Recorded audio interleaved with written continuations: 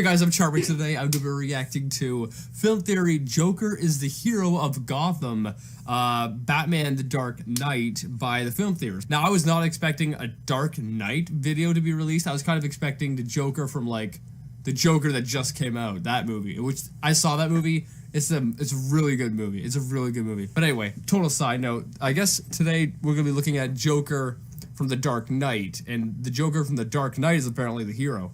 Now, I don't know about you, but I love the Joker from the Dark Knight, but I can tell you, he ain't a hero. So, I don't know, it's gonna be interesting to see Matt's perspective on this. But anyway, with that being said, the original link's in the description, and let's begin. Well, the rest of the world's busy talking about Joaquin Phoenix's new Joker. Well, we've already done that one twice. So instead, I'm going back to revisit the... I guess that's kind of true. Yeah, I've done a couple of Joker videos. Dark Knight, and you know what? It is a miracle that nobody in Gotham figures out the Bruce Wayne Batman connection. I mean, think about it. Coleman Reese, aka Bruce Wayne's accountant, goes on live TV saying that he's gonna reveal Batman's identity. I mean, who else is he exposing here, people? The Wayne Enterprises HR rep? Looks like Gotham's greatest villain isn't the Joker, it's basic critical thinking. I never thought of that before. Oh, don't tell me you ruined this movie for me, Matt. This is one of my favorite movies, Matt. How could you do this? That's a new intro. Hello, Internet. Welcome to Film Theory, the show that, at this point, deserves its own place in How It Should Have Ended's Villain Pub because of how frequently we step up to defend history's most iconic bad guys. Thanos, Scar, Light Yagami, Dr. Doofenshmirtz. But today we're at... Well, most bad guys, or at least most good bad guys, they can kind of make the viewer sympathize with their point of view. So, I mean, where was I going with that? Anyway, I don't remember where I was going with that, but I was going to say something along the lines of most villains that are good villains, or who play villains well in movies, are made so that the viewer can sympathize with the villain's point of view to an extent. So, you justifying the villains, it's kind of like, it just means that they're a good villain. I don't know. I don't know where I was going with that train of thought. I've totally lost it. Actually tackling one of the biggest, most iconic bad guys of them all, Heath Ledger's Joker from The Dark Knight. Now, I know I'm not the first one to suggest that the Joker might be the good guy in this movie. In fact, one Reddit theory went viral about this exact topic a few years ago, which then got him hired by us as a researcher. Sup, Zach? Hey.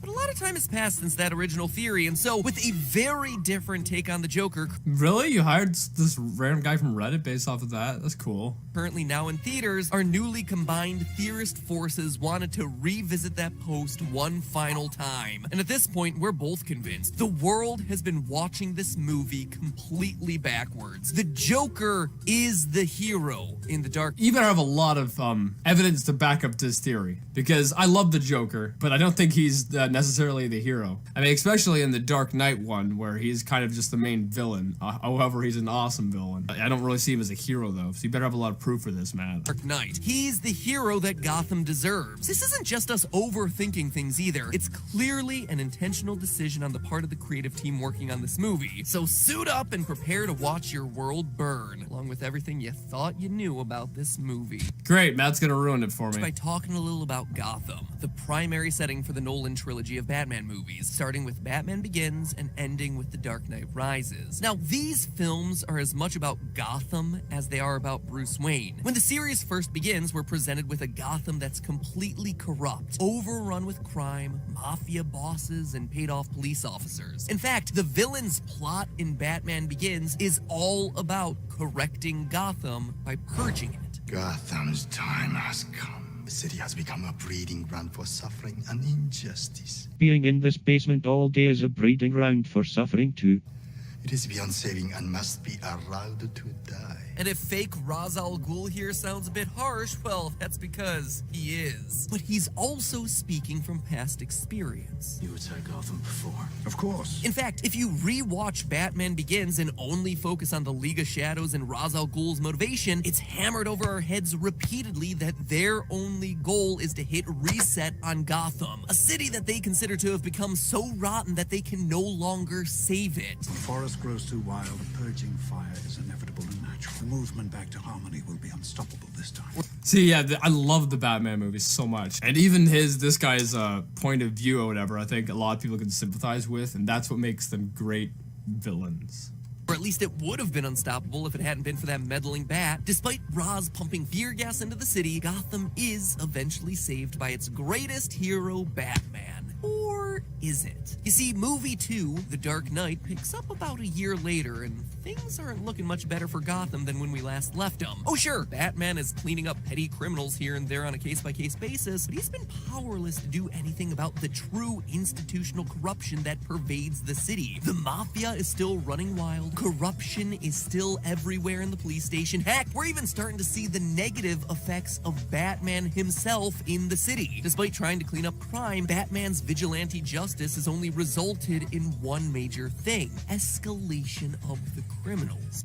Wait, so are you saying that Batman... I'm trying to put together Matt's theory before he actually comes out and just says it. So what I'm kind of getting so far is that Batman, although his motives might be proper, it's not actually working in making the city better. In fact, it's making it worse. So, by that logic, if it's making it worse, the Joker could therefore be making it better, or not as bad, making him more of a hero than Batman. Is that the logic? The looming threat of Batman being out there threatening to foil any underhanded behavior has forced the criminals to get more extreme in their behaviors. They now use bigger guns and have themselves more protection. Was that a friggin' nerf? Was that what? It was actually something the soon-to-be Commissioner Gordon worried about in the first movie of the trilogy. What about escalation? Escalation. We start carrying semi-automatics, they buy automatics. We start wearing Kevlar, they buy armor-piercing rounds.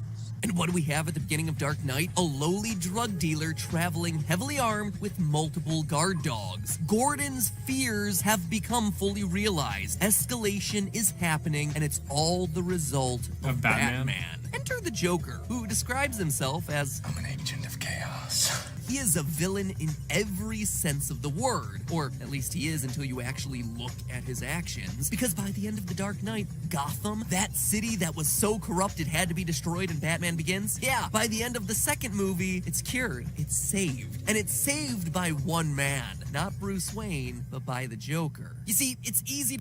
I think I kind of see where Matt's coming, and I think he might be right, and this is ruining the freaking movies for me. Why did I decide this is a good idea to react to? I don't know. Because it makes sense. It makes sense that Batman, although his motives might be right, it's not working, and it's only making things worse. But the Joker and his actions, they seem to be less negatively affecting the city than Batman's. Frig me. So I think Matt might be right here. To walk away from this movie just reciting the catchphrases. You wanna know how I got these scars?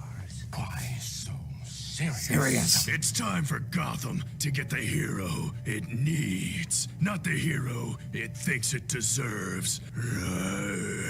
But if you pay attention to the plot, the Joker's Sound like freaking Scooby-Doo. ability to understand human behavior and set up dominoes to fall in just the right way is practically ingenious. When the movie begins, we watch as the Joker robs a bank, not for the money, but to alert the mafia to the fact that their money is being actively tracked. The problem is our money being tracked by the cops. This causes their accountant Lau to run away with all the gang money to Hong Kong. Joker uses this to convince the combined gangs of Gotham that Lau's gonna reveal everything to Batman unless the gangs give him half their money to kill the Batman first. Batman has no jurisdiction. He'll find him and make him squeal. What do you propose? We kill the Batman. How much you want? Half. When Batman does, in fact, do exactly what the Joker predicted and extradite Lau forcibly, Lau starts singing like a bird. You should have said singing like 6ix9ine. That would be more accurate to the situation. And the gangs give in to the Joker's demands. But Joker isn't content with just half the money at this point. He allows himself to get caught by the police in order to kidnap Lau and get himself all of the gang's money. Money which he then promptly burns. It's not about money. It's about sending a message. Everything burns. In this series of moves, the Joker has now bankrupted the mafia. The gang... So yeah, I guess I never thought of it like that, but yeah, I think Joker bankrupts the Mafia, all of a sudden puts the Mafia out of business. That's a lot more effective than anything Batman ever did. Though I guess he is more of a hero, whether he's trying to be or not. Gangs of Gotham are now broken and penniless, something that no one has been able to accomplish yet. So with that out of the way, the Joker then turns his attention towards the final evil that's plaguing Gotham, that lunatic jumping off of rooftops in a ninja costume that the police refuse to do anything about, Batman. But his plan isn't to kill him. Oh no, killing the Batman would just encourage more vigilantes to take up his mantle, just like the random dudes that we see at the beginning of the movie, who are woefully underprepared for the world of hurt that they're getting themselves into. The only way to end the Batman problem is to get him to quit, to retire, to disappear, and instead have the city recognize a more wholesome, brand-safe, traditional hero. To do this, Advertiser friendly. man to a construction site using hostages, while his real face in the hole works its magic in the background. You see, by manipulating Gotham's golden boy Harvey Dent into becoming a homicidal monster, Joker leaves Batman with little choice but to kill him. Batman is forced to break his one rule, and in the process, he realizes Wait, he becomes the villain? that he has to retire. To salvage Harvey's reputation and give Gotham the hero it can believe in, he tells Gordon to blame all of Harvey's murders on himself. And Batman... Yeah, it's true. It's been a while since I've seen the Batman trilogy, so forgive me if I'm not if I don't remember everything. It's been many years now, but I do remember that. Man, I think Matt's correct. Like, it makes sense that the Joker is more or less the hero of Batman, and I can't believe I'm saying that because I was not prepared to think that when going into this movie. You know, I like to go into these theories, and I like to go in and I like to poke holes in Matt's theories, but this is making sense. And just gives up. That's it. Game over. He retires. For the next 8 years, up until the events of Dark Knight Rises, Batman stays retired. So at the end of Dark Knight, we have ourselves 3 key things. 1, a destabilized mafia that's penniless. 2, most of that mafia and corrupted officials in jail thanks in part to the passing of the Dent Act, which honored the supposed hero of Gotham by denying appeals to criminals found guilty in those corruption cases. And 3, no more lawless vigilantes roaming the streets. That means that for 8 years after the events of The Dark Knight, Gotham was the paradise that Bruce Wayne and Ra's al Ghul never thought would come. The mafia defeated, and it was all thanks to Joker. My goodness. Dozens of corrupt cops either discovered or killed, the ineffective alcoholic commissioner replaced by the incorruptible Jim Gordon, and no need for heavily armed vigilantes. And that, dear theorists, was Joker's intent the entire time. He saved a city that everyone thought was beyond saving. Well, except for the hospital he destroyed, right? I mean, that shows he really doesn't care about human life, which makes it strange that he would care about Gotham City. You're crazy. Yeah. Fans are probably thinking is, no, Joker's an agent of chaos. You played that exact clip earlier in this episode. You know what I am? I'm a dog chasing cars. I wouldn't know what to do with one if I caught it. I'm an agent of chaos. But can we really believe what the Joker's saying here? Of course not. It's the Joker we're talking about. Just think about the logistics of his plan in the first place. Joker had to think about the actions and reactions of the mafia, the police, and Batman to... Yeah, it seems like he knew what he was doing. And he seems to be a lot more effective than Batman. Oh my goodness. At this point, I can say Matt's got a really solid case. I don't know why. Like, we're only just a little bit over halfway done the video, and I don't understand why. What the frick? What are we going to cover in the rest of this? I think Matt's right. We could end the video here. Manipulate them all. For one undeniable example, just think about his final battle against Batman. He sets up a situation where the alleged hostages are actually his goons, and vice versa. But the SWAT team and Batman that's coming in doesn't know that. So Joker is effectively pitting Batman against the SWAT team who's supposedly on his side. He's even prepared for this final showdown using dogs, which were effective against Batman up until recent improvements to his suit, as well as setting up the floor with deployable nets that entangle the Bat. This is clearly not somebody just doing things for the heck of it and seeing what happens. This is someone who makes and flawlessly executes very elaborate, very sophisticated plans. Plans, mind you, that involve specifically eliminating the most dangerous and corrupt people in Gotham. Was blowing up the hospital a part of that plan? Wait a minute, did they evacuate the hospital before it was destroyed? I don't remember. If they did, maybe the Joker didn't really kill any random people there. Don't get me wrong, Joker absolutely harms innocents. But think of it like cracking a few eggs to make an omelet. Harvey Dent was willing to let the top mafia dons walk. Batman was only ever thinking about how to solve a single crime or fight a small group of villains at any given moment. Joker... Yeah, so Batman, I don't think is the villain in this. I don't think Batman's a villain. I just think Batman's actions aren't that effective in solving the overall crime problem, while Joker seems to be a lot more thought out and effective. And I think that's what Matt's getting at. Meanwhile, was playing the long game, the big picture, trying to fight the corruption underlying all of Gotham's problems. Joker specifically tells Batman about his plan as he dangles off the side of the construction site. You didn't think I'd risk losing the battle for Gotham's soul in a fistfight with you. You need an ace in the hole. If Joker really wanted Harvey Dent to kill Gordon's family and become a monster for all of Gotham to see, why would he give Batman a chance to stop him at all? Why not let Batman realize the colossal mistake that he made the next day when he reads it in the papers? That's because the Joker doesn't really want Harvey to become that monster. He just needs Batman to think Harvey will become that monster so that Batman will make the sacrifice that he ultimately does. I can do those things because I'm not a hero. Joker, as he... And this is really bringing, like, to light a whole different side of the movie I never would have saw before. I'm actually really grateful for this video, because if I'd never seen this video here, I would never have thought that Joker would be the hero. But now that it's explained, then I can see where Matt's coming from. It's very clear that the Joker is more or less the hero of this, which he is a maniac, but, you know, you can see that he definitely has done a lot more to fight the crime than what Batman did. He himself admits is fighting a battle for Gotham's soul, not to corrupt it, but to save it in a way that only he is capable of. Now, I'm not saying that the Joker's a good person, or that anything he's doing is worthy of replication. In fact, I do believe that Joker is rather sick, so completely driven by consequential... Yeah, I mean, he freaking blows up a hospital, okay? That's not the sign of a mentally stable person. Philosophy that he completely ignores the pain that he creates along the way. My only argument here is that Joker's intent was not to watch the world burn, as some memorable quotes would have you believe, but instead to cure Gotham of its pervasive corruption. I mean, consider that dinner party scene in the middle of the movie. He takes a party filled with rich socialites hostage and does what?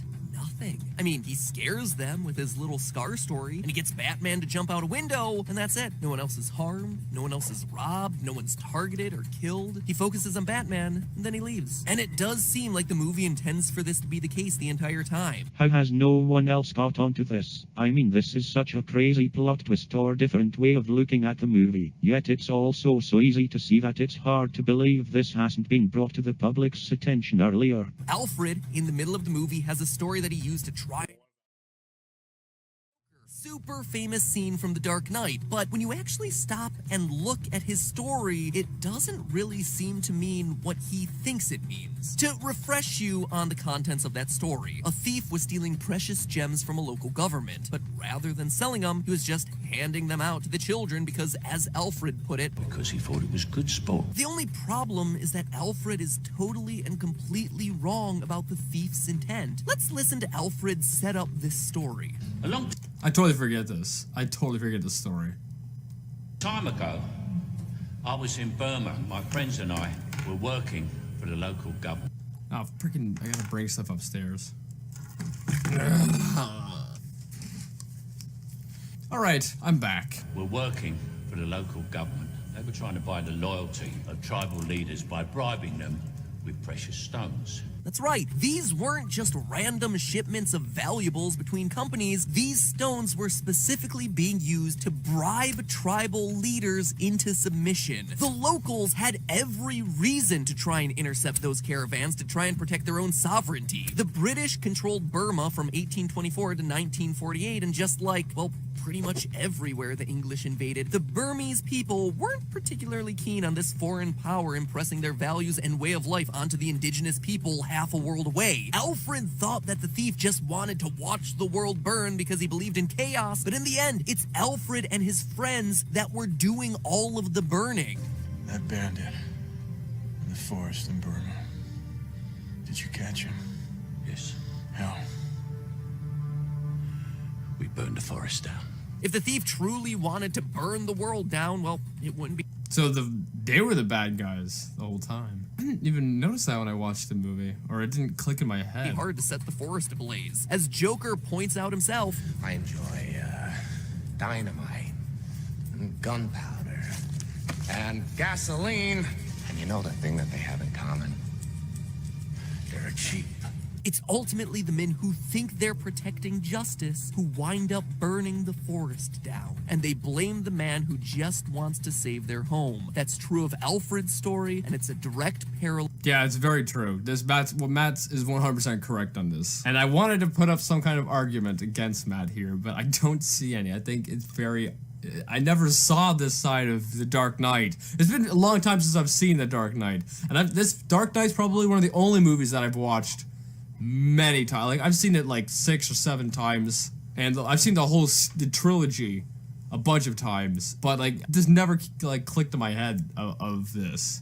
You know, that the Joker's actually the good guy, or the one who's trying to help and does help more than Batman. Parallel with Joker's role in The Dark Knight. You can't see yourself as the villain when you think you're the hero. And that, my friends, is the twist. It also happens to be the cruelest joke of them all. But hey, that's just a theory. A really good one, too.